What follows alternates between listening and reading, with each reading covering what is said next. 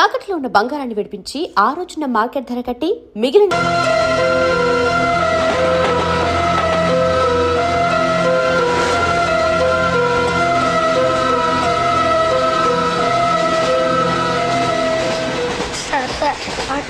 Sir please sir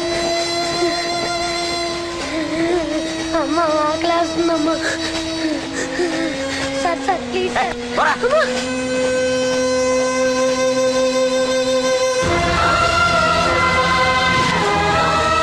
APJ Abdul Kalam.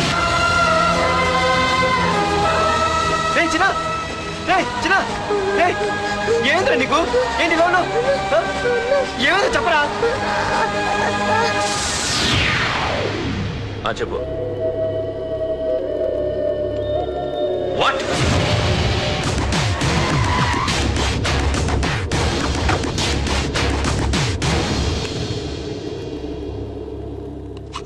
అన్నా తమ్ముడిని చంపింది వరదరాజులు కాదన్నా ఓ కాలేజీ కుర్రాడు. ఎవడ్రా? ఎక్కడ ఉంటాడు వాడు? చెప్పు. పేషెంట్ ని డిస్టర్బ్ చేయకండి. అతను ఇప్పుడే కోమా నుంచి కోలుకున్నాడు. చనిపోయే ప్రమాదం ఉంది. రే, నా తమ్ముడు ఆల్రెడీ చచ్చిపోయాడు రా. వెళ్ళు. చెప్పు. అన్నా ఆడెక్కడ ఉంటాడో తెలియదు కానీ ఆడితో పాటు ఓ స్కూల్ కుర్రాడు కూడా ఉన్నాడన్నా. రే, వీడి బండి ఎక్కించండి. అలాగేనా?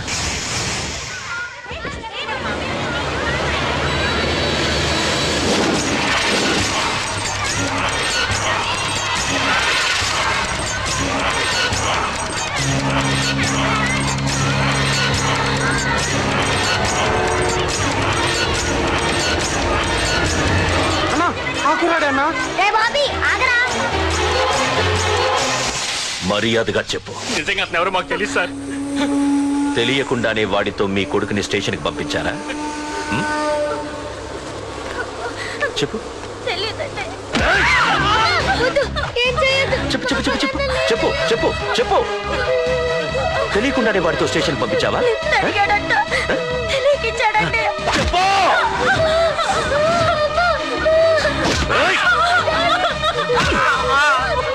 చెప్పవే. చెప్పు చెప్పు.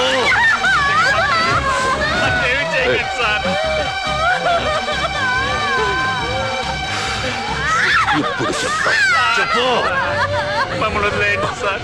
చెప్పు చెప్పు. తెలీదా?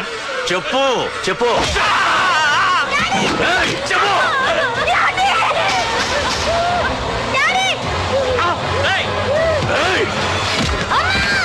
చెప్పు. ఇప్పటికైనా చెప్పవే. వాడు నా చేతిలో చావాలి. చెప్పు.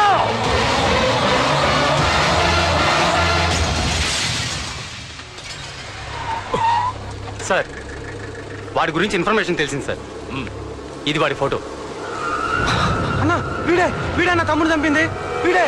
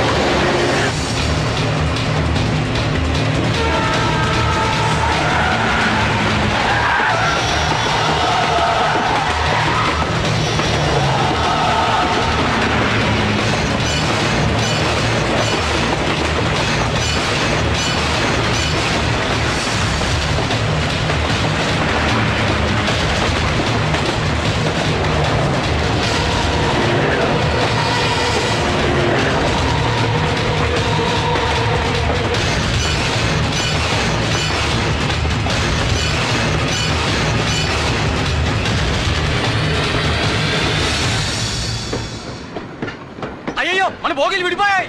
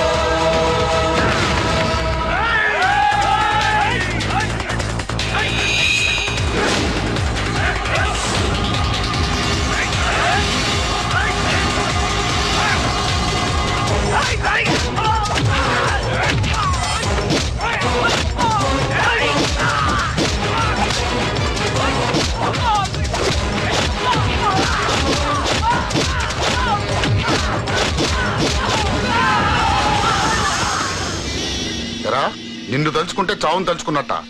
అంత మగాడివా? ఇప్పుడు తలుచుకోరా, ఎవరిని తలుచుకుంటావు?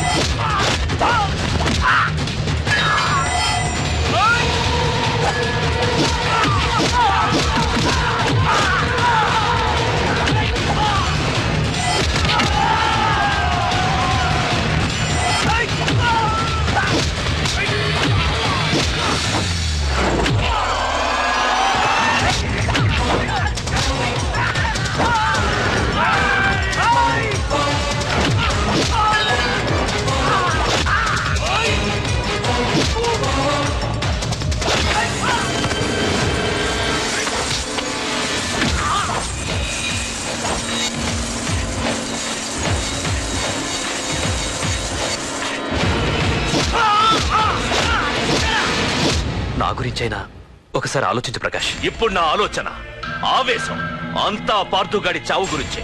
ఆల్రెడీ నా మనుషులు వెళ్ళారు. 5 నిమిషాల్లో వాడిని కాదు, వాడి శవాన్ని తీసుకొస్తాను.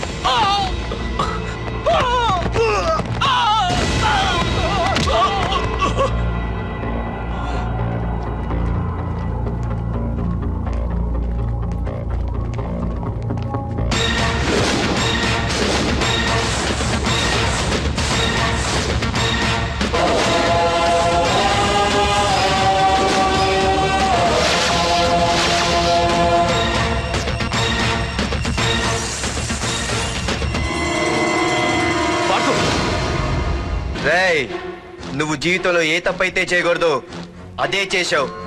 నన్ను టెన్షన్ పెట్టావు. నా మూలంగా అభంశుభం తెలియని పసివాడి తల్లిదండ్రులను చంపి వీన్ని అడుక్కు తిని అనాథం చేశావు. నీ వల్ల అన్యాయం అయిపోయిన ఈ పసివాడి మీద ప్రమాణం చేసి చెప్తున్నా, నా పెళ్లికి పంతులు పంచాంగం చూసి పెట్టిన ముహూర్తం ఈ 28. అప్పటి వరకు నేను ఇక్కడే ఉంటా. నీ ప్రతి అడుక్కి ఎదురొస్తా. నీ రౌడీ రాజ్యాన్ని నేలకూలుస్తా. నీ రాక్షసత్వం వల్ల ఇప్పుడు వీడు ఏ స్థితిలో అయితే ఉన్నాడో అదే స్థితికి నిన్ను తెచ్చి నడి రోడ్డు మీద నిలబెడతా. దానికి నేను పెట్టిన ముహూర్తం ఈ నెల 19.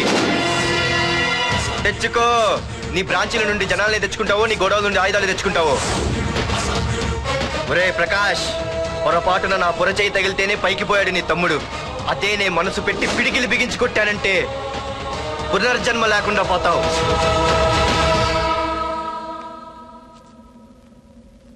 మళ్ళీ చెబుతున్నా, నేను ఒంటరి. నీ మనుషులు 100లైనా 1000లైనా ఏరి పారేస్తా.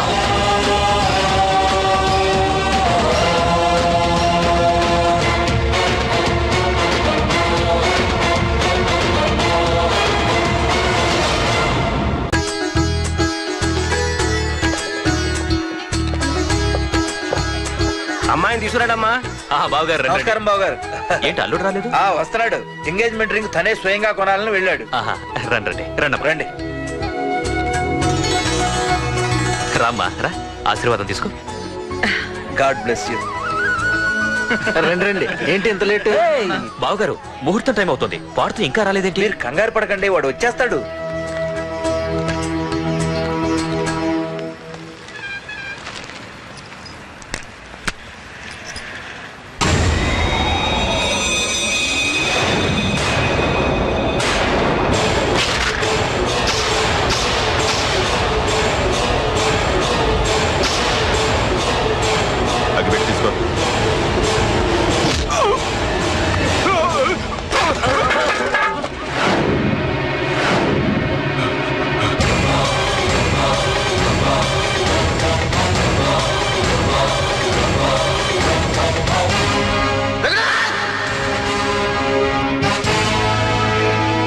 ఏంట్రా, ఏమైంది?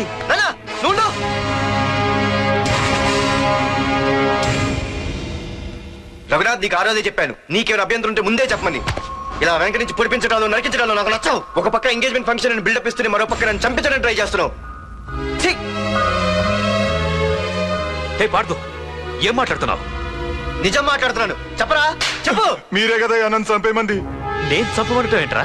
పార్దు నా కాబోయే అల్లుడు. అయ్యా, మీరు అమెరికా వెళ్తూ ఒక కవర్ ఇచ్చారు కదయ్యా. అవును ఇచ్చాను. ఆ కవర్ లో ఈ బాబు ఫోటోనే ఉందయ్యా. ఏంటి, పార్దు ఫోటో ఉందా? అవునయ్యా. ఏయ్, మళ్ళీ కొత్త నాటకమా? నాటకం ఏంట్రా నాటకం? నీకు ప్రకాష్ కు గొడవలు ఏమైనా ఉన్నాయా? వాడెవడు? హైదరాబాద్ సిటీ మొత్తాన్ని కను సైకిల్ తో శాసించే కింగ్ మేకర్ ప్రకాష్. ప్రతి ఏరియాలోనూ వాడికి బ్రాంచులున్నాయి. ఇక్కడ వాడికి ఏమైనా పనులుంటే నేను చేసి పెడతాను, అక్కడ నాకేమైనా పనులుంటే వాడు చేసి పెడతాడు. మొన్న అమెరికా వెళ్లే హడావిడిలో వాడు పంపిన కవర్ లో ఎవరి ఫోటో ఉందో చూడలేదు. ఆ కవర్ లో నీ ఫోటో ఉందంటే వాడికి నీకు ఏదో ఉంది. చూడండి, ఆ ప్రకాష్ ఎవడో, వాడి దగ్గరికి నా ఫోటో ఎలా వెళ్ళిందో కూడా నాకు తెలియదు. పార్దు, ప్రకాష్ టార్గెట్ పెట్టాడంటే ఆకలితో ఉన్న సింహం వేటకు బయలుదేరినట్టే. ఇప్పటికే నీ ఫోటో అన్ని ఏరియాలకు వెళ్ళుంటుంది. చూడు పార్దు, ఒక తండ్రి ఎలా ఆలోచిస్తాడో నువ్వు ఆలోచించి ఆ రోజు నా కూతుర్ని ప్రేమించడానికి నా దగ్గర పర్మిషన్ అడిగావు. అలాగే ఈ రోజు ఆలోచించు. చూస్తూ చూస్తూ రేపో మాపో చావబోయేవాడికి నా కూతుర్నిచ్చి దాని జీవితం నాశనం చేయలేను. నా కూతుర్ని మర్చిపో. మీరు మర్చిపోమంటే మర్చిపోవడానికి, వాడెవడో వచ్చి చంపేస్తానంటే చచ్చిపోవడానికి నేనేం చేతగాని వాడిని కాదు. పార్థ సారథి.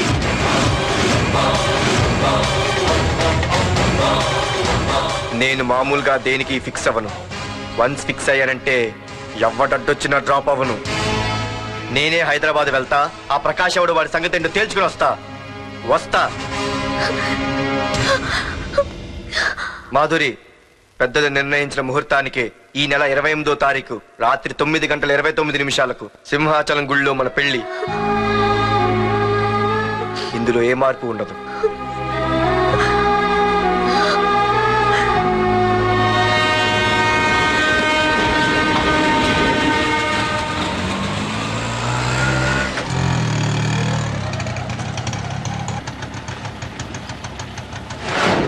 రే, కండ్లు ఎక్కువ పెంచితే పక్షవాత వస్తాడ్రా.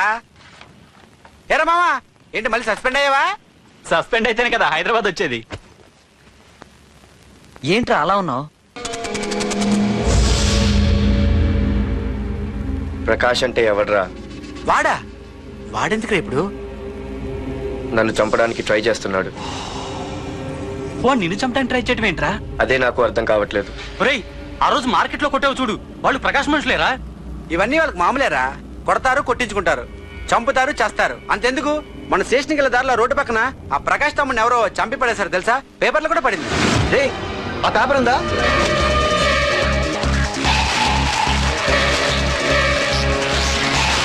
రే, విడారా?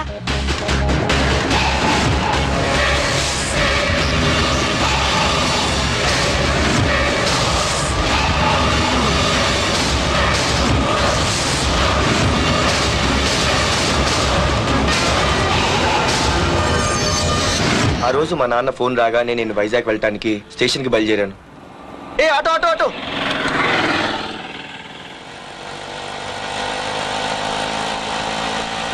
ఈడిని మాత్రం వదలకూడదు. ఏ ఆటో ఆటో! బాబు, రైల్వే స్టేషన్కి వస్తావా? సవారీ ఉంది సార్. వీడు సవారీ. ఏ mister, respect. Sorry sir. Sir, మీరు ఎక్కడ దాకా వెళ్తున్నారు సార్? ఈస్ట్ మారేడుపల్లి. సార్, కొంచెం స్టేషన్ దాకా లిఫ్ట్ ఇస్తారా? నా ట్రైనింగ్ టైం అవుతుంది. సరే సరే, ఎక్కు. Thank you sir. సార్, మీ పేరేంటి సార్? రైల్వే స్టేషన్కి వెళ్ళడానికి పేరు అవసరం లేదనుకుంటా. ఏదో కొంచెం టైం పాస్ కావాలి కదా. నీ పేరేంటి? నా పేరు పార్థు. రామ్, జానకి రామ్. సార్, మీరు ఏం చదువుతున్నారు సార్? Second class. పెద్ద తర్వాత ఏమవ్వాలనుకుంటున్నారు?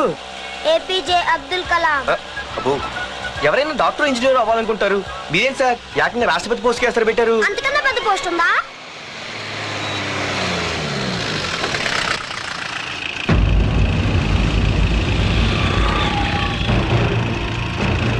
అన్నా అన్నా, వాడే అన్న ఆ రోజు మార్కెట్లో నన్ను మన వాళ్ళని కొట్టింది. వాడు మన ఏరియాకి వచ్చి మన వాళ్ళనే కొట్టాడంటే అది మన ఇజ్జత్కే సవాలన్నా. అన్ని వేసేయాలన్నా. అన్నా, మిస్ అయిపోతున్నాడన్నా.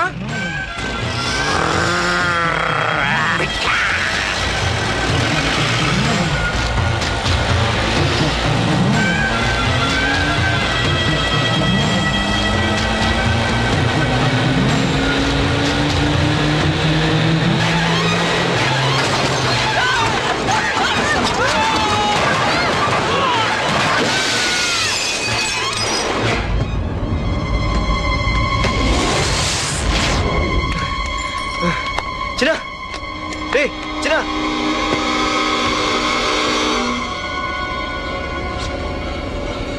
రే చిన్న చిన్న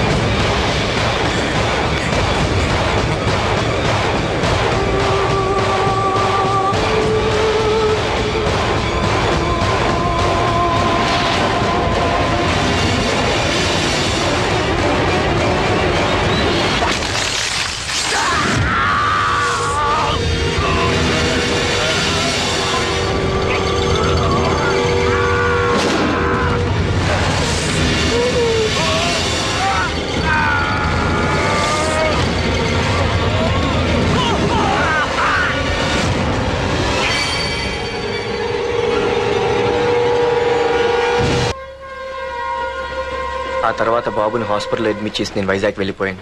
కానీ ఇప్పుడే అర్థమైంది ప్రకాష్ తమ్ముడు పడిపోలేదు, చనిపోయాడని. మరి ఇప్పుడు ఏం చేద్దాం అనుకుంటున్నారా?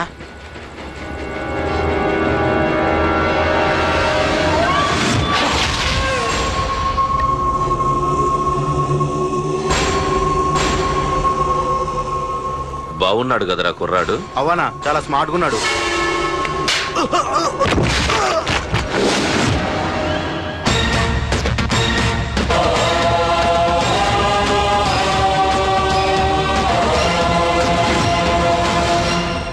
నా పేరు పార్థు. నువ్వు వెతుకుతున్నది, చంపించాలని ట్రై చేస్తున్నది నన్నే. నేను ఈ తమ్ముని కావాలని చంపలేదు, అది అనుకోకుండా జరిగింది. అతను చనిపోయిన విషయం కూడా నాకు ఇప్పుడే తెలిసింది.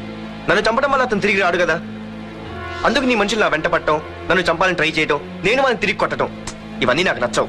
నీ తమ్ముడు చనిపోయినందుకు నువ్వెంత బాధపడుతున్నావో, పొరపాటున నా చేతిలో ఒకరు చనిపోయినందుకు నేను అంతే బాధపడుతున్నాను. అందుకే ఈ విషయం ఇక్కడితో వదిలేస్తే ఇద్దరికీ మంచిది. అర్థం చేసుకో. అర్థం చేసుకున్నాను. నిన్ను తప్పుగా అర్థం చేసుకున్నాను, చాలా తప్పుగా. నా తమ్ముణ్ణి చంపినవాడు నాకు భయపడి ప్రాణభయంతో ఎక్కడో దాక్కునుంటాడనుకున్నాను. కానీ చంపింది నేనే అని చెప్పే దమ్మునవాడు అనుకోలేదు. చూస్తా, నీ దమ్మెంటో ఇప్పుడు చూస్తా. ఒరేయ్ తమ్ముడు, చూసావా, మొదటిసారి వీడు నిన్ను చంపినవాడు నా ముందుకొచ్చాడు. ఈ రోజే వీడిని ముక్కలు ముక్కలుగా నరికి నీ రుణం తీర్చుకుంటా. రేయ్, వేసేయ్రా.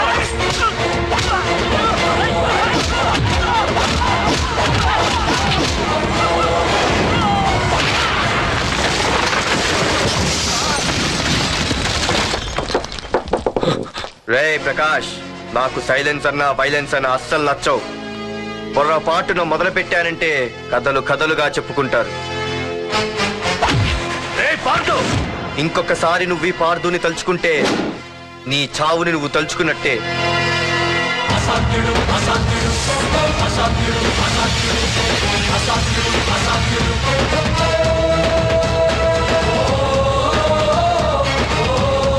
మా బామ్మ పిడుగు శబ్దం వినాలి కానీ చూడకూడదనేది. అంటే ఏంటి ఇప్పుడు అర్థమైంది. ఈడు ఇంకా తీరుకోలేనట్టుంది. ఎక్కడి నుంచి వస్తున్నావు? నాకు తెలుసు, ప్రకాష్ దగ్గర నుంచి కదూ? తంబు మర్డర్ కేసు ఇన్వెస్టిగేషన్ చేసింది నేనే. అతన్ని నేను కావాలని చంపలేదు సార్. ఒక కుర్రాన్ని కాపాడే ప్రయత్నంలో అలా జరిగింది. తెలిసి చేసినా తెలియక చేసినా తప్పే అని ఫీల్ అయ్యాను. అందుకే ఆ ప్రకాష్ని కలవడానికి వెళ్ళాను. తంబుని చంపటం తప్పు కాదు పార్థు. మర్డర్ చేయడం తప్పు కాదంటున్నాడేంటని ఆశ్చర్యంగా ఉందా? రా బండెక్కు. నాకంతా తెలుసు పార్థు, నీ తప్పేం లేదు. దిగు.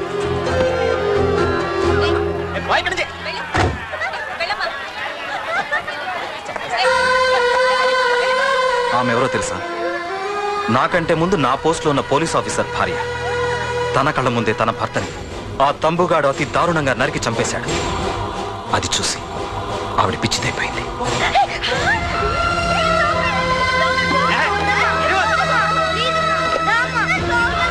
ఆ కుర్రాడు ఆవిడ కొడుకు. చదువుకుంటూ ఆడుకోవాల్సిన వయసులో తన పిచ్చి తల్లిని జాగ్రత్తగా చూసుకోవడానికి రోడ్డును పడ్డాడు. ఆ పెద్దాయన్ని చూడు. 6 సంవత్సరాల క్రితం తన కూతురి పెళ్లి కోసం బట్టలు కొనడానికి కూతురుతో పాటు సిటీకి వచ్చాడు. తంబుగాడు ఆ అమ్మాయిని ఎత్తుకుపోయాడు. ఆ రోజు నుంచి ఈ రోజు వరకు తన కూతురు ఉందో లేదో తెలియకపోయినా ఎప్పటికైనా తిరిగి ఇవ్వకపోతారా అన్న చిన్న ఆశతో ఈ సిటీలో ఉండిపోయాడు. వీళ్లే కాదు పార్థ, ఒక్కసారి అటు చూడు. పశువులు కూడా ఉండలేని ఈ మురికి నీళ్ల పక్కన వీళ్ళెందుకుంటున్నారో తెలుసా? ఆ ప్రకాష్ గాడు తన తమ్ముడి పేరు మీద మల్టీప్లెక్స్ కట్టడానికి వీళ్ళుండే ఇళ్లని ఖాళీ చేయించి తన సొంతం చేసుకున్నాడు. వాణ్ణి ఎదిరించలేక వేరే దారి లేక వీళ్ళంతా ఈ దుర్భరమైన జీవితాన్ని గడుపుతున్నారు. ఇప్పుడు చెప్పు పార్థ, తంబుని చంపడం తప్పని ఇంకా నువ్వు ఫీల్ అవుతున్నావా? నువ్వు అడగచ్చు, ఇన్ని జరుగుతుంటే మీరేం చేస్తున్నారని. మా అధికారమే మాకు అడ్డమైంది. ప్రకాష్ గారిని టచ్ చేస్తే చాలు మినిస్టర్స్ నుంచి ఫోన్ కాల్స్, ఒక్కడుగు ముందుకేస్తే చాలు వెనక్కి రమ్మని హైకమాండ్ నుంచి ఆర్డర్స్. నా దృష్టిలో ప్రకాష్ని అరెస్ట్ చేయకపోవడం ఎంత తప్పో నిన్ను అరెస్ట్ చేయడం కూడా అంతే తప్పు.